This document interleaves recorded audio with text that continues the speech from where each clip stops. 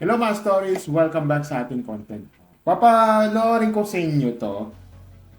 Bago tayo mapanood, bumalik na tayo sa ito sa aking setup.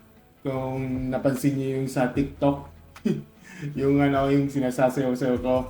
Andun niya, at saka yung sa shorts meron akong shorts sa shorts na napansin niyo na bakit bumalik ako. Yes, bumalik na ako dito sa aking tunay na HQ na headquarters sa aking NCD. Ayan at yan. At back to reality kasi may gagamit na kasi doon. And yan, binuksan ko para makita niyo ang aking pagmumukha. And okay, anyway, since na bumalik tayo sa bumalik na tayo sa sa HQ na to at may issue na naman to itong itong pumost sa TikTok na I don't want to be I don't want to gagawin ko to para pahiyain o pasikatin ito yung na to, di ba, na ito ay ito ay magiging awareness sa ginagawa nito. Alam mo, ito lalo na sa mga medyo yung mga katarantaduhan niya. Sige. Medyo na kayo kabataan. Kabataan 'yon. Pero meron tayong consequences dito. Okay? Ito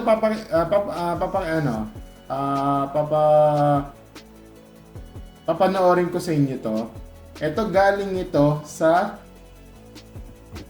ito galing ito kay Burns .jbb. Okay? So ilalagay ko sa description yung profile at itong yung link na to. So papanoorin natin saglit. Ito yon galing kay Burns. Stop. Okay, tanggalin ko lang yung audio kasi copyrighted.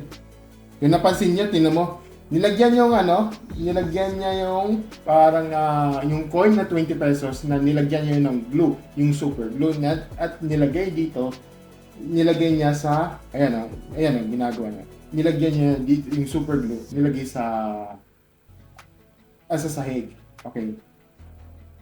Ayan, hindi matanggal. Okay. Okay. Sige. Galing nyo Oo.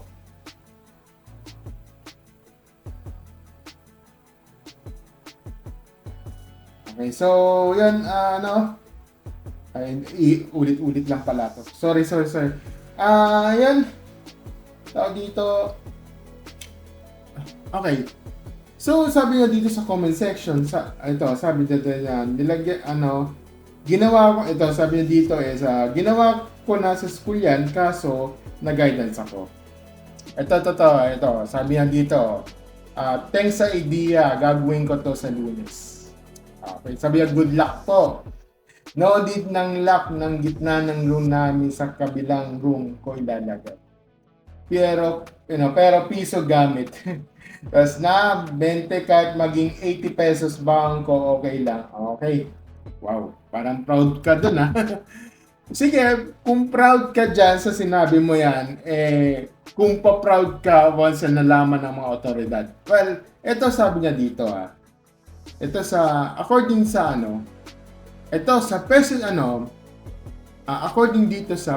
according sa Presidential Decree number 247 issued on July 18, 1973. Wow, ang tagal nito prohibits and penalizes the defacement, mutilation, tearing, burning, or destruction of Philippine banknotes and coins. Coins yan kasama ng coins. Bukod yung sa hindi lang yung parang pupunit yung mga bank bills na mga 50 pesos, 20, 50, 100, 500, 1,000, yung ganun. Hindi lang yun yung sinusunog, hindi yung pinupunit, or parang tinatapon na lang yan, o what.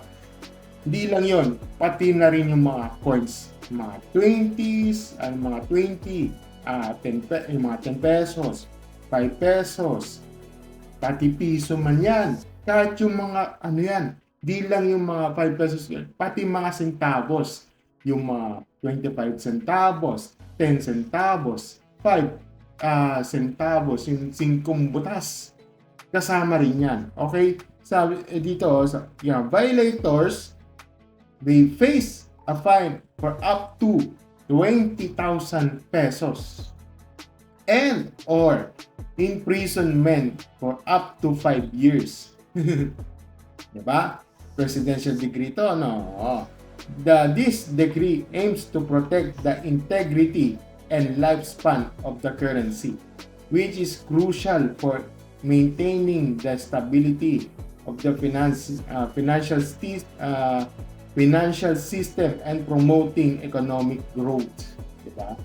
Ako, kaway-kaway sa'yo, kung sino bang, kung sino nag-post niyan, ito, kung sino, Burns, well, BSP is waving sa inyo. Nako, pag nalaman ng BSP sa inyo, at nalaman na news kayo, dahil pa ang dahil pa ang prime time.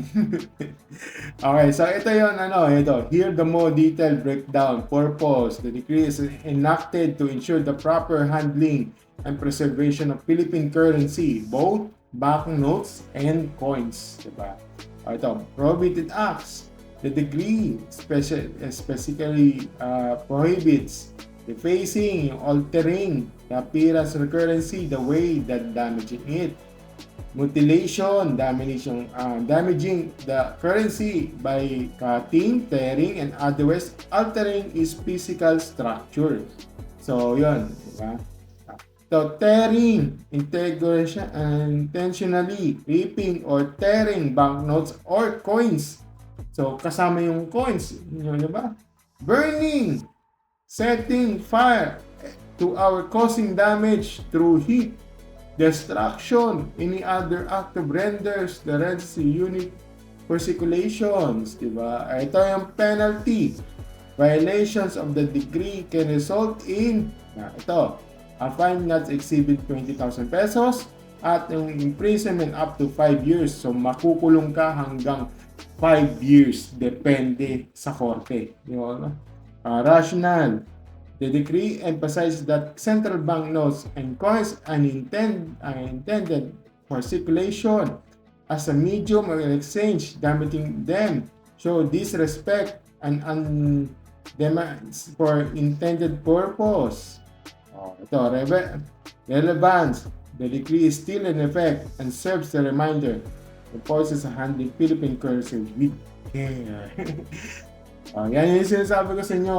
Kaya kayo, sige. Sige. Ganyan ang mga kabataan na gawain yung mga kabataan. Oo, sige, magsakaya kayo. Pero ito yung ang masasabi ko yung mga kahangalan kayo dito. Mga hangal kayo. Tingnan natin kung yan. Tingnan natin kung ano bang sang kayo hanggang sana yung magiging consequences kayo Sana yung mga ginagawa niyo huwag niyong gawain dito. Sa mga kabataan dyan, mga ka-stories natin dyan, yung mga kabataan natin dyan, alam ko masaya kayo sa mga katarataduan niyo. Pero sana yung ginagawa niyo may consequences yan. Okay? Diba? Yan katulad niyan yung ginagawa niyo. Pag yan nakita yan sa nakita yan sa kinaukulan like Bangko Sentral ng Pilipinas, yan. Nako, patatawagin niyo pati hindi lang yung mga magulang niyo, pati na school niyo. May mahaharapan kayo na yan na may mahaharap kayo dyan. Okay? So, damay itong school na to. I am sure matadamay itong school na to. At saka, yung sino may sangkot dito, pati magulang damay din. Yun lang mga school. Sige, good luck sa'yo. Pero good luck once na nalaman ito ng otoridad na. Like BSP, yung Bangko Sentral ng Pilipinas.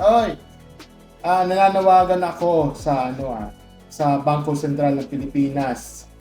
BSP, ano to? 'Di ba? Ano to? Ano to yung mga ginagawa yung mga kabataan natin dito? Ayun o. Ayun o. Di ba may batas to? Di ba? Kaya na. Ito ba ang kabataan ng pag-asa ng bayan? Ayun ako.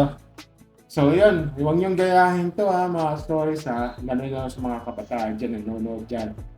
Huwag niyong gayahin to mga to. Yun ang mga stories at sana sumunod tayo sa batas. Walang masama dun di ba?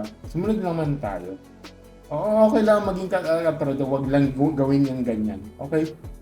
Yun lang mga stories and thank you and have a great Never Ending Stories. Bye!